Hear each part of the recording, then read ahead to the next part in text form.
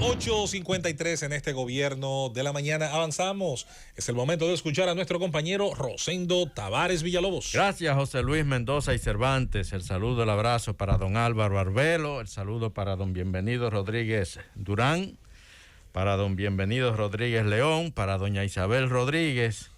Un fuerte abrazo para mis dos queridos compañeros del gobierno de la mañana, Nayib Chaede y el diputado de la capital, Aníbal Díaz, que están recuperándose del COVID-19, ese enemigo silencioso que usted no lo ve por ninguna parte, pero si usted se le descuida un solo segundo, ahí está. Me consta que esos compañeros se han cuidado de manera, diría yo, hasta extravagante del COVID-19. Sin embargo, ahí están infectados los dos. Que se recuperen pronto mis compañeros Nayib y Aníbal Díaz. Y hablando del COVID-19, yo escuchaba a Nayib en su análisis de esta mañana, su comentario, y de cómo, independientemente de que una variante sea más leve, como la están promocionando, el tema está en que usted se cuide y el tema está en las comorbilidades, que usted, que su salud se sienta debilitada por comorbilidades. Hoy se está reportando en Virginia, Estados Unidos, el fallecimiento del periodista dominicano Carlos Ramírez Báez, reconocido periodista de Santiago.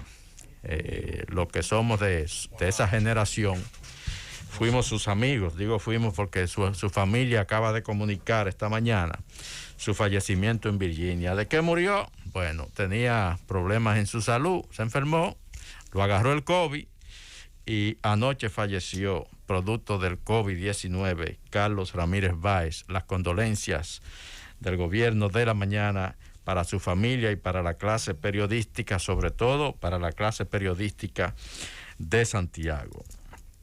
A mí, yo el COVID le doy para saber exactamente cómo andamos, porque nosotros no vivimos en una isla donde estamos como en una especie diría yo, de jaula, donde nada nos puede entrar.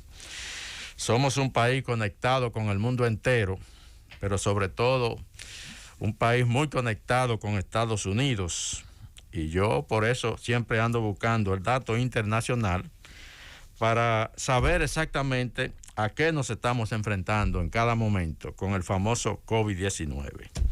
El informe de hoy, de esta mañana: Estados Unidos, nuestro vecino más próximo en función de la posibilidad del impacto del COVID-19. Digo nuestro vecino más próximo porque es con el que tenemos internacionalmente el mayor contacto como nación y donde vive la mayor cantidad de dominicanos fuera del territorio nacional.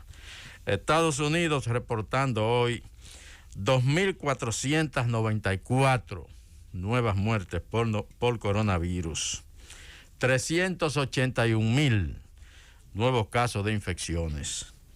El mundo, 7.279 nuevas muertes por coronavirus a nivel mundial.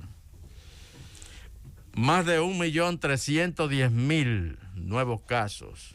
Ayer se reportaron más de 1.455.000. Lo que está ocurriendo es para preocuparse, de verdad, porque nosotros no vivimos aislados. Así que el discurso de que andamos bien, de que esto está tranquilo, de que no. A la gente hay que mantenerle siempre el alerta de que estamos ante una situación sumamente delicada. Porque como decían allí, y lo quiero repetir, puede ser leve la variante que le afecte, pero va a depender de su estado de salud para los resultados que usted pueda tener, favorables o desfavorables. Entonces yo siempre sigo estas cifras internacionales porque eso es lo que le dice a uno de verdad de qué tamaño es el enemigo al que nos estamos enfrentando. Y la verdad que el mundo va para peor ahora mismo. La situación es, yo diría, más grave que cuando comenzó la pandemia por allá por marzo del 2020. Miren, hay un informe muy favorable para la economía de la República Dominicana. La Comisión Económica para América Latina acaba de dar un informe donde analiza las perspectivas de los diferentes países de la región y cuáles están mejor posicionados, dice la CEPAL, para enfrentar los retos del 2022, que será definitivamente un año también muy complicado. La primera medición se hace en función del crecimiento económico.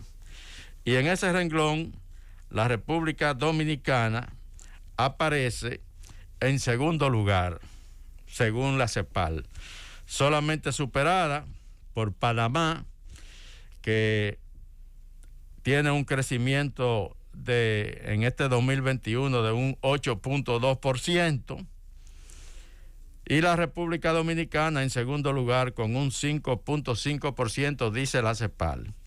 Las autoridades económicas de la República Dominicana hablan de un crecimiento mayor, pero este es el número que establece la CEPAL, que, como muy bien lo señalan ellos, aparecemos en función del crecimiento económico muy bien posicionados para enfrentar los retos del 2022. Repito, solamente superados por Panamá, que aparece con un 8.2% de crecimiento. Luego está El Salvador con un 4.6%, Perú un 4.4%, Cuba un 4.1% y así sucesivamente. Ahora, hay un dato, ese es muy bueno, ese dato. Estamos en segundo lugar en cuanto al crecimiento económico. Ahora, en cuanto a la inflación, entonces ahí el dato de verdad que no es muy favorable. Solamente estamos, por ejemplo, Brasil, que tiene una inflación del 10.4%, está por encima de nosotros. La República Dominicana aparece, según la CEPAL, con un 8.2% de inflación. Y yo creo que esa es una cifra, una estadística bastante preocupante. Hay otros países en la región, el caso de Argentina, que la inflación en Argentina ya casi no se puede ni medir. Aparece Argentina en primer lugar con un 51.2%. Venezuela ni siquiera aparece en el listado de las naciones latinoamericanas a la hora de medirle sus niveles de inflación, porque allí ya eso no es posible de medir. Pero ¿Y cuánto es el crecimiento de la economía? Según la CEPAL, 5.5. No, el del año pasado. Entiendo este que año 2021, no la perspectiva, porque yo creo que tú estás hablando de las perspectivas económicas del 2022, que es lo que está planteando la CEPAL, me parece. El 2022 va a ser cerca de exacto, 10, la poco más del perspectiva para el 2022 y cuáles países están mejores posicionados para enfrentar los retos del 2022. Pero yo entiendo que si nosotros tenemos un crecimiento económico de un 12%, fue que habló el Banco Central. Eso dice el Banco Central. Agregar el 8% de inflación, entonces el nivel no está agregado en el crecimiento, eso va en la fórmula. No. Sí, la fórmula del crecimiento del PIB involucra la inflación. No, pero escúchame. Si tú sumas el nivel del crecimiento del PBI y al nivel del crecimiento del PBI, tú le sumas el 8% de inflación, estaríamos hablando de cerca de te permite tener un mayor nivel de recaudación fiscal. Porque yo me refiero al tema de la recaudación fiscal, porque ¿cómo tú puedes tener un crecimiento económico sin inflación? Pero si lo tienes, sí, lo que pasa es con la inflación, y ahí viene un tema que quizá no quisiera meterme Entonces, mucho. o sea, que el crecimiento que tenemos es como resultado de la inflación. Puede verse inflado, por supuesto que sí, y yo lo he dicho aquí otras veces, cuando se hablaba, por ejemplo, del tema de los salarios, que fui crítico a la idea de que en nuestro país se habla mucho de hacer crecer los salarios y crecer la productividad, que uno de los efectos que los analistas, los economistas más ortodoxos dicen de cuando se hace una cosa sin la otra es inflación. Y la inflación es engañosa porque en la suma del crecimiento del PIB, la masa monetaria cuando crece y se suma dentro del crecimiento. Sí, pero hay factores que te pueden provocar la inflación, que son factores internos y factores externos. Sí, eso no se discute, pero lo que digo es que se suma dentro del crecimiento económico. Si tú tienes una economía sana, por ejemplo, y no hay factores internos que que te puedan provocar niveles de inflación, sino que lo que te provoca la inflación son factores externos, entonces obviamente que la medición se... Esa es una discusión interesante, porque ya ahí estaríamos hablando de cuánto el arroz con guandules, si tiene más guandules que arroz. Ahora, en la fórmula que calcula todos los años el crecimiento del PIB, se incluye dentro de los vectores, dentro de las variables y las constantes, la inflación. Está incluido. Entonces, si nosotros le retamos el 8%, de inflación que tiene en estos momentos la economía de la República Dominicana, estaríamos hablando que apenas tuvimos un crecimiento real de un 4%. No necesariamente, porque entonces tú le estarías asignado al valor de cada punto de la inflación un punto del PIB. Pero no lo mismo necesariamente pero por eso que tiene ese valor estadístico. Por eso que te estoy planteando, por esa parte que te lo estoy diciendo. Una cosa es el crecimiento y otra cosa es la inflación. Ahora, es probable que y otra cosa es la recaudación que tú puedes generar con el incremento de la inflación. Sí, porque el Producto Interno Bruto es la producción de un país. Claro. Y la inflación ya es otra cosa. La inflación son los precios. El índice de precios. Son los precios al consumidor. Pero está contenida dentro del cálculo, porque al final la masa monetaria arrastra que a mayores niveles el cálculo de la inflación. Mayores niveles de inflación. Es que no se calcula en el Producto Interno Bruto los precios, sino la producción. Lo que se produce en la fábrica, en la agricultura, en el comercio. Ahí hay un pequeñito, insisto, no es un tema no creo que deba ni siquiera desviarse del tema de Rosendo, pero le diré al ingeniero Héctor Rodríguez Pimentel que sí, que en el cálculo del PIB se incluye inversión, producción y consumo, y en el consumo están los precios. O sea que sí. Sí, pero es que una cosa es, tú puedes incluir los precios. Y los precios transfieren la inflación.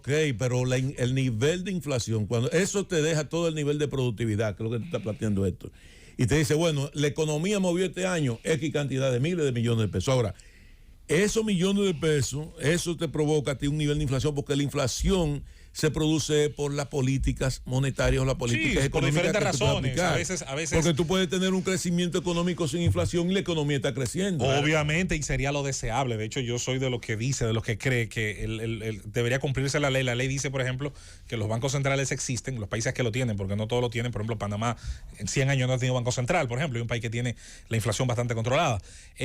Lo que solamente quiero decir, agregar a tu exposición, mi estimado, y a lo que ha dicho Héctor Rodríguez Pimentel, el cálculo del PIB, mira, la fórmula es bastante sencilla. Incluye el consumo, incluye la producción, incluye lo que ustedes han dicho. Y dentro del consumo, por el índice de precio al consumidor, está incluida la inflación. Es lo único que queremos agregar. Eso es todo. Bueno, está bien. Adelante. Pero en términos prácticos, 8.2% de inflación, lo que significa prácticamente que nos cuesta más ir al supermercado y comprar lo que necesitamos. Costos.